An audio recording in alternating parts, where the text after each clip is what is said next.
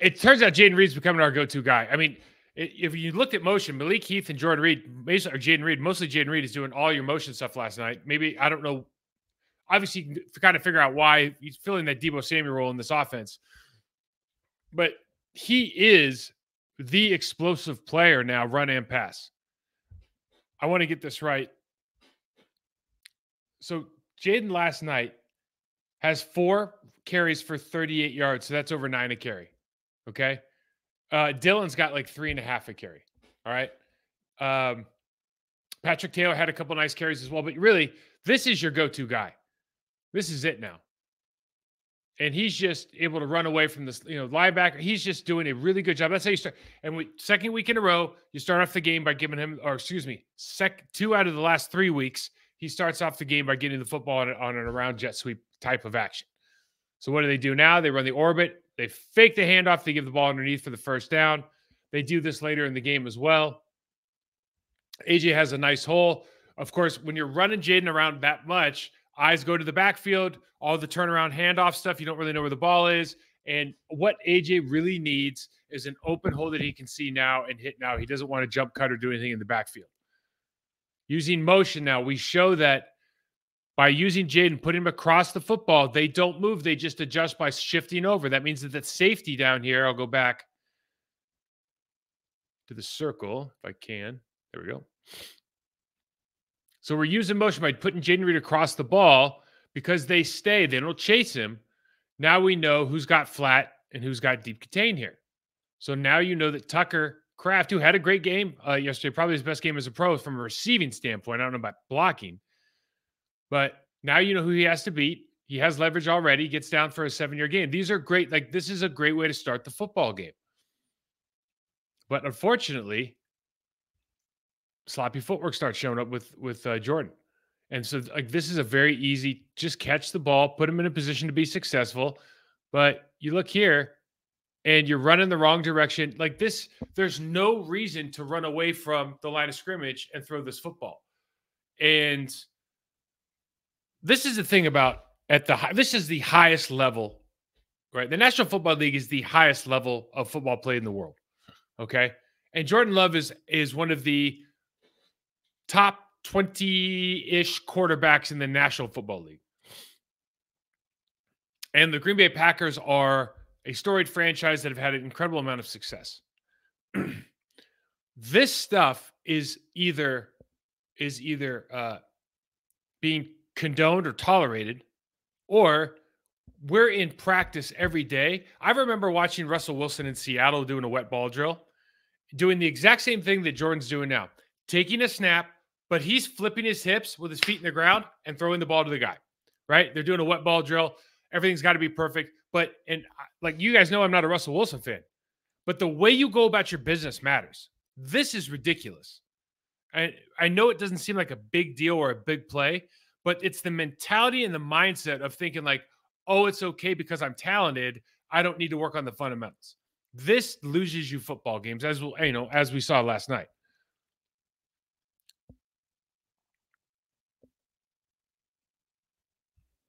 Again, you're stepping to the sideline, and anybody who just stands up and throws any kind of ball. If I want to throw the ball straight, you point your feet to where you want to throw. You flip your hips around. If you want to open up a little bit and have more of an open stance, it's one thing. But if you're throwing your entire body towards the sideline, and this is the hardest throw for a quarterback, right? An out route, not a 5-yard, but probably a 15-yard out away across your body. So you really have to, give the route or the pass its respect by putting your feet in the ground and stepping through this. And when you flip your hips all the way around to the sideline, you push the ball past the receiver. It's inevitable. I mean, it's just how it works. It's physics. It's not me being a bad guy. It's not, a fan saying this guy's no good. It's physics. This is what happens. So we give the ball over to the Giants, and this is a theme early in the game. They wanted to mess around with the backside, and were we going to crash Rashawn and have Devontae come underneath, or we're going to have Devontae crash the B gap and have Rashawn play, come over the top and play down the line of scrimmage. Okay, what it does and what it really did all game was it put this real onus on the front side to defeat a block, particularly Isaiah McDuffie. We'll see they're pulling around here, and this isn't a play that Isaiah McDuffie is going to win. I mean, you got a 300-pound guard coming in around the corner. You need to have somebody playing over the top here. You've essentially allowed Andrew Thomas, who's their best player on the offensive line, to double team the 3 technique with a guard, and he doesn't have to rise up to anybody. In other words, if we were running this properly, they would have to rise up and block Devondre Campbell. They don't have to block anybody here. Darnell Savage, you see coming down into the box, but he's starting from 10 yards. So this is one of those things where it sounds good, and if you beat them across their face on the backside and you make this play in the backfield, it looks great. But way too many times last night, we're running something that's not paying off. So first down on his first carry. Now, watching the game last night, early on especially, I just talk about an attitude that you want on the football game, on the field with this team at all times. So Isaiah McDuffie's not the biggest guy in the world, but this is how so this guy's blocking him. This is how you finish people in football. You just throw them on the ground. Simple. That's football. You throw them on the ground. You don't stand over them. You don't talk. You just throw them on the ground and you move on. But you don't let them get their hands on you without consequences. And that's why I'm always people are, oh, you're a big fan of Isaiah. You're damn right, because he plays with an attitude. And I think you need more of that. And I don't, if it's the Packers, if the Panthers, any team I played for, any team I'm watching, I look for those guys. Ex-players look for those guys. Okay, so we're rushing 5, right? And this is kind of another theme of the night. We're rushing 5 now. I think Devontae Wyatt's getting held here, or he's getting his arm held, but they allow him to break contain. And it looks like we have him in an advantageous position again. I think Devontae Wyatt's getting held here, if it's just me. But they break contain here, and this is the first of many situations where DeVito on the run, gets positive yards and does something good for the New York Football Giants last night. Now, first short yardage, real big play of the game for them. What happens? They pitch it outside, and McDuffie just shoots through because the guy plays with attitude. Justin Pugh's trying to get him on a reach. He just runs right through it, playing on their side of the line of scrimmage, making plays on the football. It's exactly how you do it. You give the ball back. Now we're talking about the New York Football Giants, who are bottom 5 in the league in giving up yards per game. I know I have it here somewhere. Let me get it right. They give 135 yards per game, good for 29th in the league. And Dexter Lawrence, who's by far their best player, maybe on the entire football team, is coming off a hamstring. So he's not 100%. But right here, Jon Runyan Jr., you can't get pushed back on the line of scrimmage on an outside zone. Now, you could say, Mike, why is Josh Myers leaving Jon Runyan Jr. by himself on what clearly now has become the focal point block on the hardest block in this game, because that guy's playing a head-up nose tackle. Why is he slipping through to help Elgin Jenkins? Well, maybe that's how they run it, which I would doubt, but maybe. Or maybe Elgin made a call. They thought there was going to be a spike. I'm sure that Jon Runyan Jr. knew that was the deal. You can't get pushed in the backfield because now AJ's got to stop his feet. Your guy ends up making the play, and it's a bad look. And there could be a million reasons. Look, if they double team that nose tackle, that play probably goes for 5, 6, 7 yards. But they didn't. They chose to do it that way, and that's a very difficult block that, quite frankly, he's not going to get 19 out of 20 times. We go back to sloppy footwork at the quarterback position. It's not like you don't have, the kid's got presence. I'm a young man. I'm not down on Jordan Love at all. It's just this has to get fixed, right? Your feet can't be parallel to the line of scrimmage, and you're trying to throw the ball downfield to the sideline again and miss easy throws. It just can't happen. And has nothing more to do when at some point during practice or what, this has happened the entirety of the season. So either he is really, really bad at throwing off his back foot, he's just never going to, he's not going to learn this season, or they're just not addressing this. They're not, in other words, they don't have like Frank Reich was a great coach for Carson Wentz back in the Eagles days because he was really big on footwork.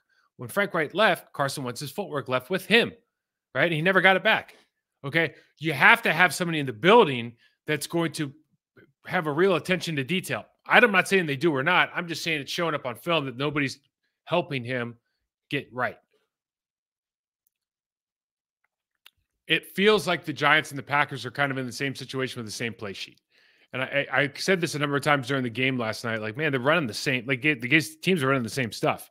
So they're going to run the end around here. And they did this a number of times as well, very successfully with Robinson.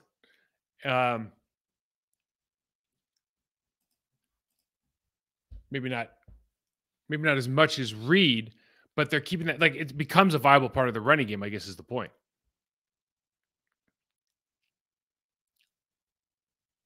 So you see big Dexter Lawrence here, and you've got a under center running situation, down block. I think Jenkins is trying to down block him. And so there's a couple things going on here. Let me back this up. So you're doing a guard tackle pull, okay? Now if you're Josh Myers, number 5 is Kayvon Thibodeaux, was the first round pick last year. Like, you know who he is, okay? So there's no reason to act like, and he's over, like he's in the B gap. He's standing up over, he's either over the tackle or on the B gap, but he's clearly going to follow these guys at this point, right? So it's not like you should just let him go and bypass him. Even if your responsibility is maybe the backside safety or linebacker, like when that guy gets down to a certain point, you have to understand that the tight end's not going to be able to block it. Or maybe he's not even trying to. So Myers just kind of bypasses. Maybe he just whiffs. And it looks like he's trying to go for the backer. I don't know. But he bypasses Thibodeaux. So Thibodeau's on the back pocket of Zach Tom. And then Jenkins is trying to down block on Dexter Lawrence, which, just believe me when I say, is a very, very difficult proposition by one-on-one. So this play ends up just having no chance. And this is kind of the theme of the year, really, for Green Bay, is like, where do you really need to improve offensively? Well, you got to establish a run game that isn't, just jet sweeps and end arounds. Like, you have to be able to, if it's gaps, if it's pin and pulls, if it's zone, got to be a man block. You got to be able to hang your hat on something.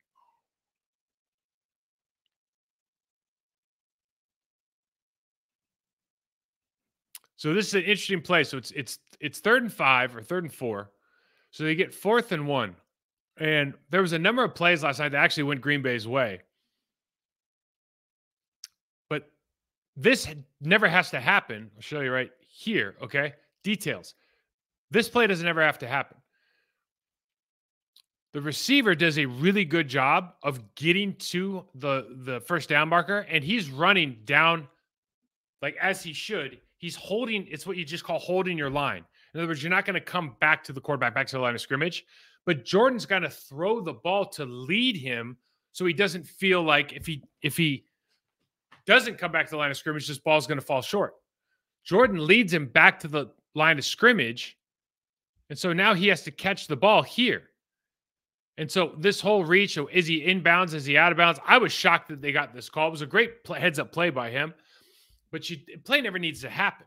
You're running down the line. The job of the quarterback is to lead you in the proper direction so you don't have to come back. In other words, if he leads him in front of his body, he'll never come back to the line of scrimmage. Easy first down. There's no controversy in this play whatsoever. This is right off the tape. We talked about this last week on the preview. Their linebackers play deep, and especially in under center play action stuff, when they go, they'll get 15 yards deep immediately. Sometimes they'll even turn their backs. So they go under center play action. And what does that mean? That means there's tons. You see checkdowns. There's no defenders anywhere near him. So AJ gets to this ball, makes one guy miss. There's no chance there. Trucking down the sideline. Biggest pass play really of the game early on in the first half, at least. And off of just simple, hey, send people deep under center play action. Your checkdowns are going to be wide open all night because these linebackers like to play in the deep zone, in the middle zones. So great job. And this is kind of like Jaden's turned into this Debo. Like, I don't want to disrespect anybody, but Debo's kind of the premier guy at this right now.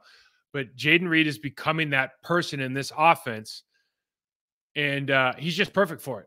I mean, he's a very, very strong runner. He's much more powerful maybe than he looks when you first take a glance at him. Great speed and agility, and really just seems to have a feel for the running game as well. So we give the Giants the ball back. We're rushing 5. And listen, the idea is, okay, if you're going to rush 5, they're bringing Devondre Campbell here. If you're rushing 5, you see our linebackers are dropping into coverage. Why? Well, if you bring 5, then you should feel very confident that there's nowhere for the quarterback to go. And for whatever reason, you can see that from the bottom, you see Kenny Clark's on the bottom, and you see the next 2 defensive tackles are almost stacked on one another. And you can kind of right now figure out where the space is between Barkley and it looks like the right guard.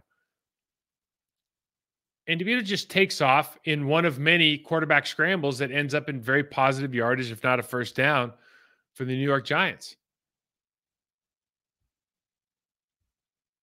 So McDuffie ends up making another tackle here on a second and short.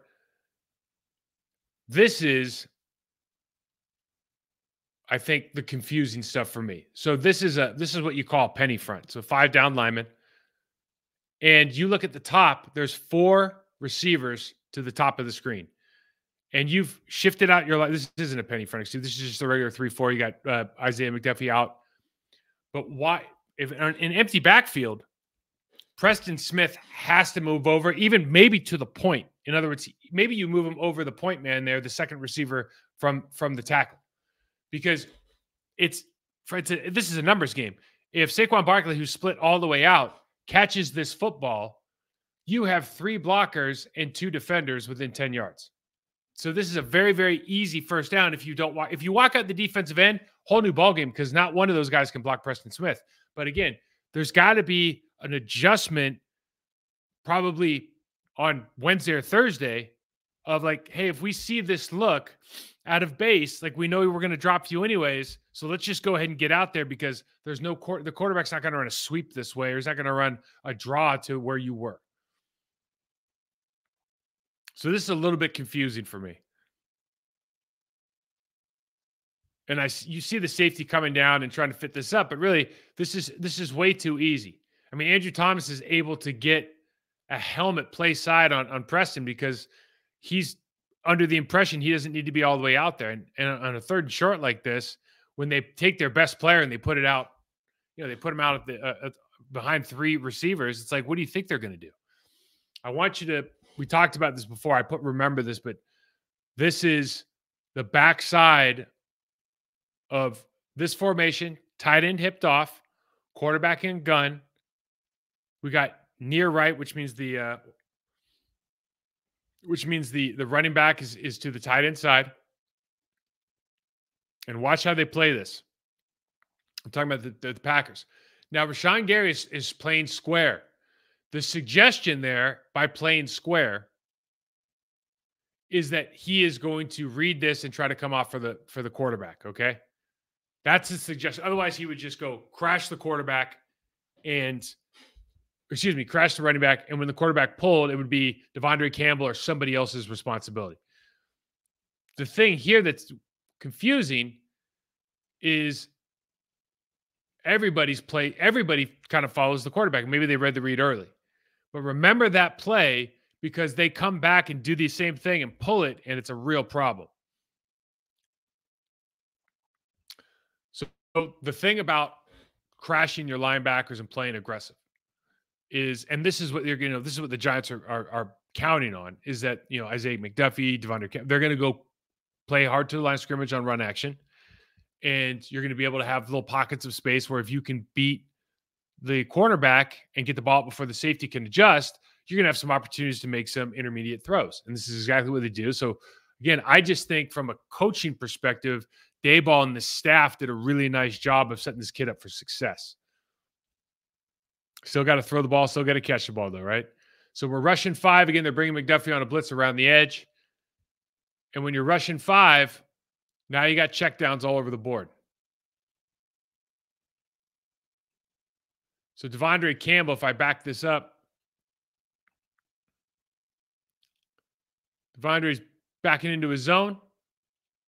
Again, you think you're going to get home here. And you got guys rushing a little bit high, but he comes right down the middle again for a first down. Think about the amount of times this game where the quarterback was able to escape immediately towards the line of scrimmage. It's a big deal.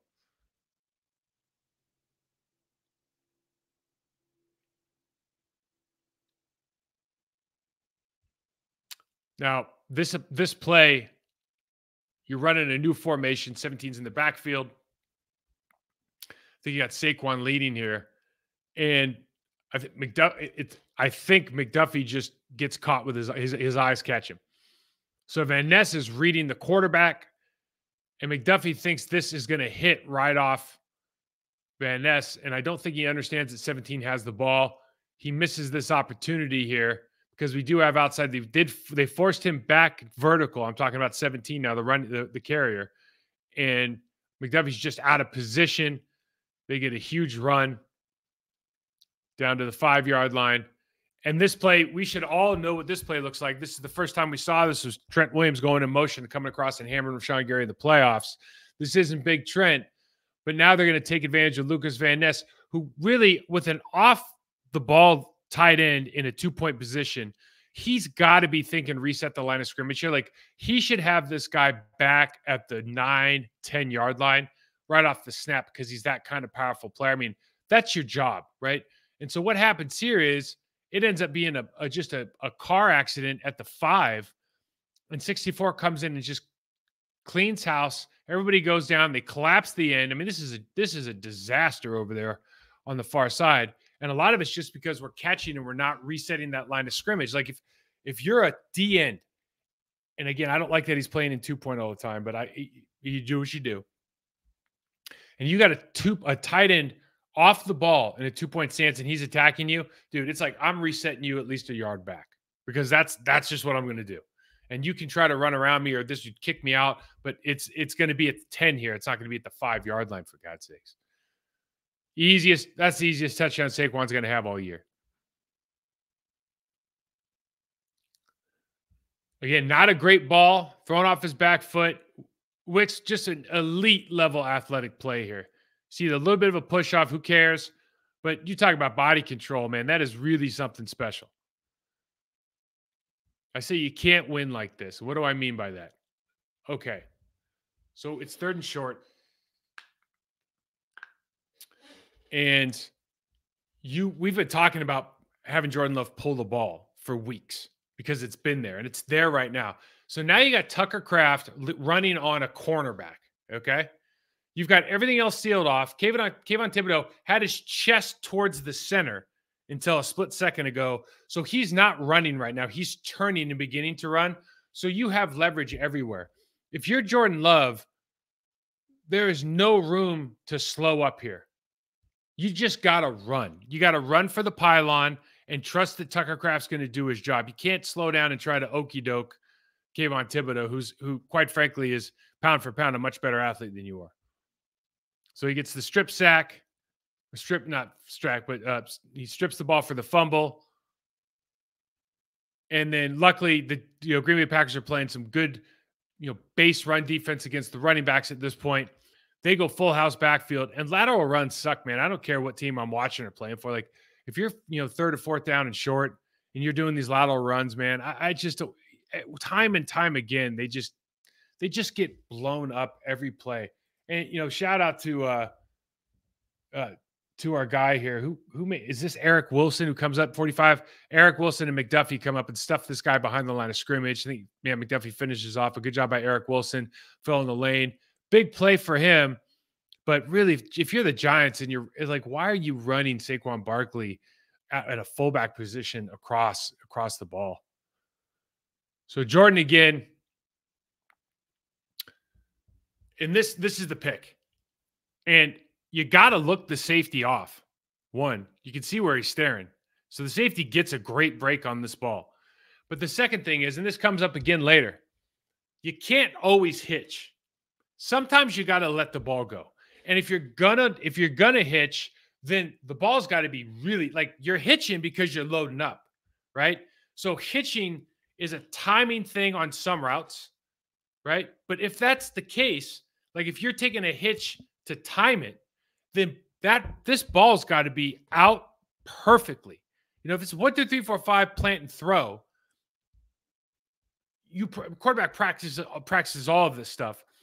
But the hitch feels natural, more natural to a lot of people because they get to kind of gather and load up, right? They don't have to just change direction and flip their hips. So if you're going to hitch, so this ball's got to be so much better than this from a timing standpoint and just even from a distance standpoint. He underthrows this pass. It's just kind of a wobbler. I mean, that ball's either incomplete or picked. Like it's not a good throw, you know? And that's the kind of thing where with the deep ball, he's shown that he has the arm strength, but for whatever reason, it's almost like if my kids play soccer, and sometimes if you're not shooting well, you'll start aiming the ball instead of shooting the ball. You'll start aiming the ball and maybe not giving it all you got instead of just letting it rip and see what happens. And at this level, you got to trust your footwork, you got to trust your eyes, trust your guys. And you got to let it rip and see what happens. Like he did in the back of the end zone with Christian Watson, not once but twice last week, but really on the special pass over to the right, where he threw a kind of back shoulder on the over. Consistency is king in this game. Another situation, they go 4 and out. We're talking about the Giants now. You got to take the gimmies here, right? This is easy money pass. Easy money pass. And why do we not get the gimme?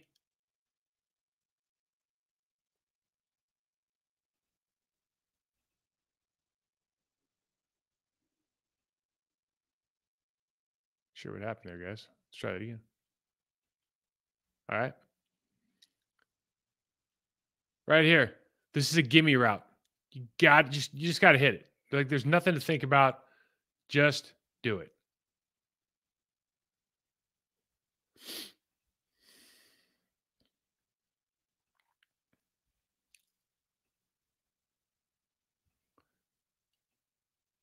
Have a little technical error here. There we go. We're back. So on this play, I just want to point this out because it's the difference between success and failure. Sometimes like you don't realize it, but on this play, the right guard, I think this is Sean Ryan. I could be wrong, but I think this is Sean Ryan. He just whiffs on a what's that guy's name? Isaiah used to play for the Arizona Cardinals. Isaiah Simmons. Yeah, big, lanky linebacker, super good athlete. Just completely whiffs on him and has Patrick Taylor in the backfield. But Patrick breaks through, gets going. Because of that, we got this great, all of a sudden we have a really good run.